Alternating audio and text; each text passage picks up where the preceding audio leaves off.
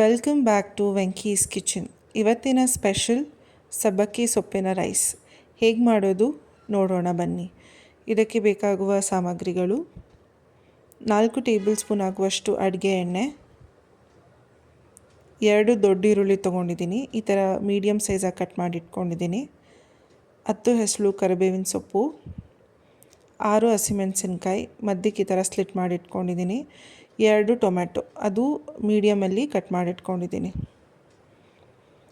1/4 spoon ಆಗುವಷ್ಟು ಜೀರಿಗೆ, 1 table spoon ಕಡಲೆಬೇಳೆ, ಅರ್ಧ ಟೇಬಲ್ ಸ್ಪೂನ್ ಉದ್ದಿನಬೇಳೆ, 1/4 ಟೇಬಲ್ ಸ್ಪೂನ್ ಆಗುವಷ್ಟು ಸಾಸಿವೆ, 2 ಪಿಂಚ್ ಆಗುವಷ್ಟು ಅರಿಶಿಣದ ಪುಡಿ. ನಾನಿಲ್ಲಿ 1 ಕಟ್ ಆಗುವಷ್ಟು ಸಬ್ಬಸಿಗೆ ಸೊಪ್ಪು ತೊಗೊಂಡಿದ್ದೀನಿ. ಸಬ್ಬಸಿಗೆ ಸೊಪ್ಪು, ಸಬ್ಬಕ್ಕಿ ಸೊಪ್ಪು ಏನಾದರೂ ಅನ್ಬೋದು. 1 ಟೇಬಲ್ ಸ್ಪೂನ್ ಆಗುವಷ್ಟು ಉಪ್ಪು.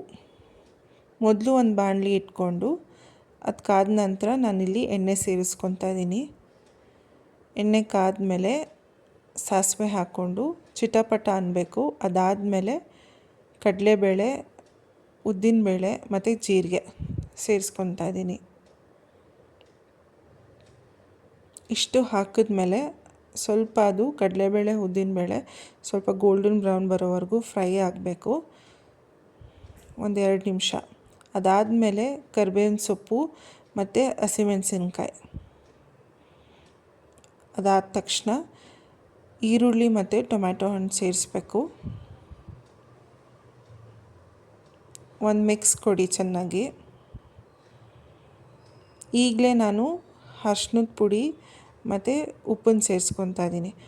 ಈಗ ಮಾಡೋದ್ರಿಂದ ಬೇಗ ಬೇಯುತ್ತೆ ಟೊಮೆಟೊ ಮತ್ತು ಈರುಳ್ಳಿ ಉಪ್ಪು ಸೇರಿಸಿದಾಗ. ಮಿಕ್ಸ್ ಆದಮೇಲೆ ಈಗ ಸೇರಿಸ್ಕೊಂಡಿದ್ದೀನಿ ಅರಿಶಿಣದ ಪುಡಿ ಮತ್ತು ಉಪ್ಪನ್ನ.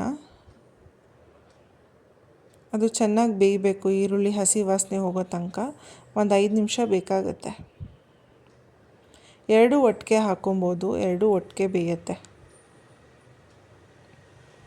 ನೋಡಿ. 5 ನಿಮಿಷ ಆದಮೇಲೆ ಈ ರೀತಿ ಬೆಂದಿದೆ.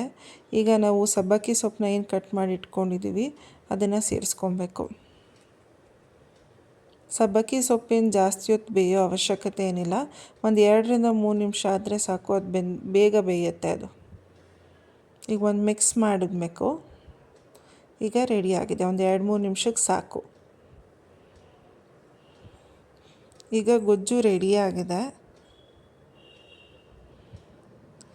ಇದಕ್ಕೆ ನಿಂಬೆಹಣ್ಣು ಹಿಂಡ್ಕೊಂಡ್ರೆ ಚೆನ್ನಾಗಿರಲ್ಲ, ಸೊ ಸೇರಿಸ್ಕೊಬೇಡಿ. ಸಬ್ಬಕ್ಕಿ ಸೊಪ್ಪು ನಿಂಬೆಹಣ್ಣು ಜೊತೆಗೆ ಟೇಸ್ಟ್ ಚೆನ್ನಾಗಿರಲ್ಲ. ಈಗ ನಾನು ಅನ್ನ ತೊಗೊಂಡು ಅನ್ನಕ್ಕೆ ಗೊಜ್ಜು ಸೇರಿಸ್ಕೊಂಡು ಚೆನ್ನಾಗಿ ಕಲಿಸ್ಕೊತಾ ಇದ್ದೀನಿ. ಚೆನ್ನಾಗಿ ಮಿಕ್ಸ್ ಮಾಡಿದ್ಮೇಲೆ ಈ ರೀತಿ ಇರುತ್ತೆ. ಟೇಸ್ಟ್ ಡಿಫ್ರೆಂಟಾಗಿ ಚೆನ್ನಾಗಿರುತ್ತೆ. ಟ್ರೈ ಮಾಡಿ ಹೇಗಿದೆ ಅಂತ ತಿಳಿಸಿ. Thank you for watching.